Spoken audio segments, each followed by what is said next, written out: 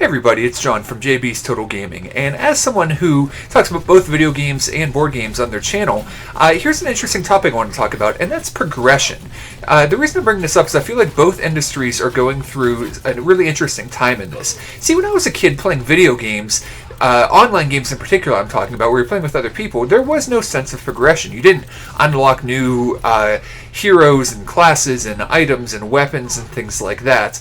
You just played the game because you had fun, and progression was something put in to keep people interested, to keep them playing it longer. But I feel like for a lot of younger gamers, they've gotten so used to it that if there isn't a sense of progression, then they don't see any point in playing an online game. Like, that's become the main goal over the gameplay. This is a conversation I was having recently with a bunch of other gamers around my age, which is in the mid 30 plus range. So, and it was something that we all found interesting, that we were excited when a multiplayer game came out that only has cosmetic upgrades or things like that, like Overwatch, which I'm showing here.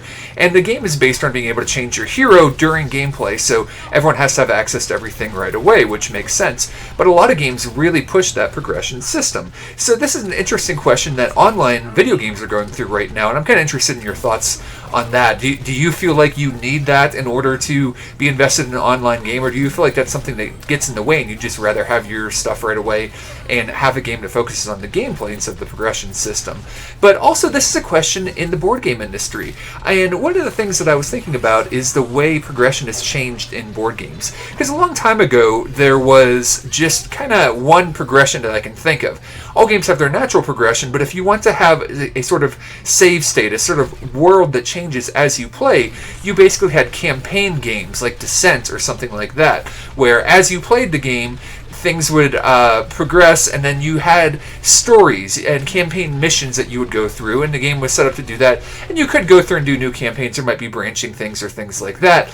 But in general, the idea was you had an entire story written out, and each time you played through, it was different, and you got a little bit more of the story, and things might change based on if you won or lost. And that was pretty much the whole of progression. But things have changed a lot recently with the idea of, well, legacy-style games. So if you're not familiar with that, there are games like Risk Legacy and Pandemic Legacy now, and then the Seafall is coming out pretty soon. I believe Stonemaier Games is coming one too. There's a lot of these games coming out now that kind of Rob Daviau started out the idea of saying, hey, what if the game changes every time you play it? Maybe people get to name cities, or cities gets destroyed, or new rules and components get added to the game as you play it. And it's really kind of a genius thing. It's something that can bring gamers into, a group in particular, into feeling like this game is their game, really invested in it, wanting to play it over and over again. A lot of these games tend to have maybe about a dozen or so plays that you can play in them, and that's something that a lot of people love and a lot of people hate. They don't like the idea of you maybe ripping up cards or writing on a board or something like that. And as a side note, I played pretty well in the first game of this video, and the second game I'm playing pretty terrible. But anyways, but it was an interesting idea that I really like, but none of the games that have come out so far really have me excited about the idea. Risk is an okay game. I played a lot growing up, and although Risk Legacy added some new things, I wasn't really interested in the IP.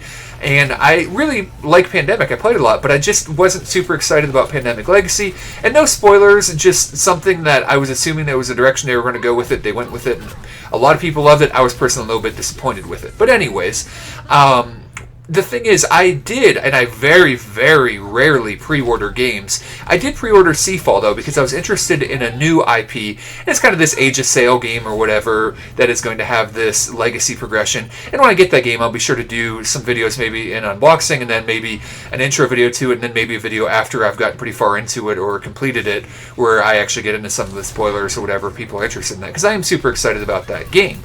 But this legacy idea has changed the way that we play board games. It's kind of the new up-and-coming thing.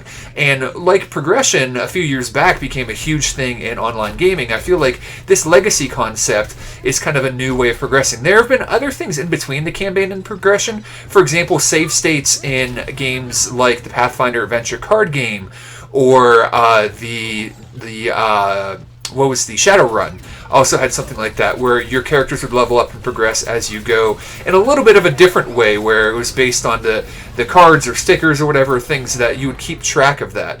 And I think it's a really interesting thing because I think it can raise investment by the players, especially if you play with the same group over and over again.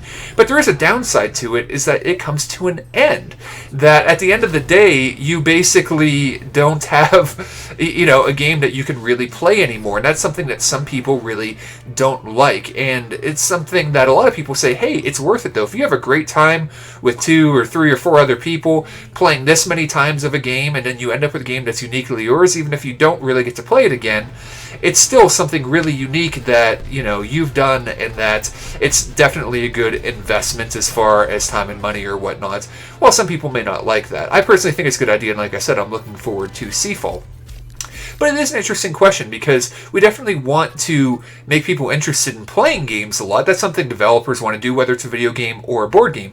And in a video game, you can basically restart, though.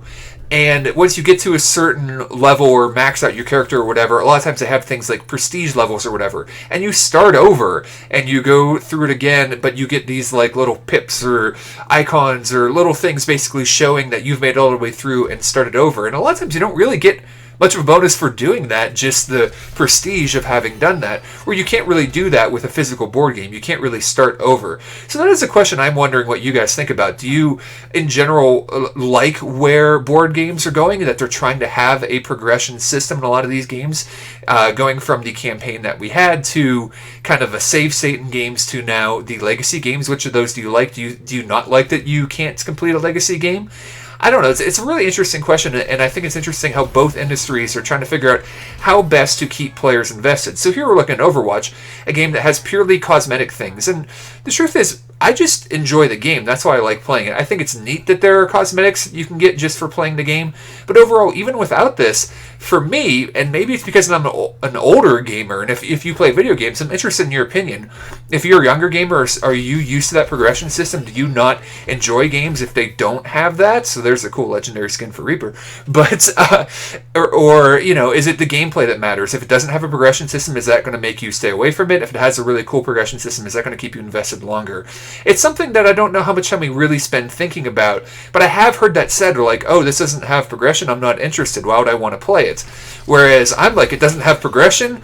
Well, as long as I enjoy the gameplay, great. That's something I don't need to worry about now. I don't need to worry about trying to get the gun that somebody else has or something like that. So, I don't know. There's just some random thoughts about how both industries are kind of struggling with progression, how to keep players interested in the game, and provide something that they're going to want to stay invested in, at the same time not have this cutoff where, and that's more of a problem in the board gaming industry, where you can't play the game anymore and maybe losing some of that value proposition. So like I said, really interested in your guys' opinions, based on your age, based on your opinions, whether you're a board gamer, video gamer, or both, on what progression systems you find most interesting. Oh, and here I look at you can pay money for these loot boxes, which, I'm not planning on doing. I find it kind of ridiculous, but at least the money you can only spend on cosmetic upgrades. And that's something I do like about Overwatch, that you can't, pay money to be overpowered. And that's why I like not having a progression system in that game other than cosmetic. But let me know what you think about, whether you're interested in board games, card games, or both. I think it's a really interesting question that both industries are going through. Thanks a lot for watching, guys, and we will talk to you again soon.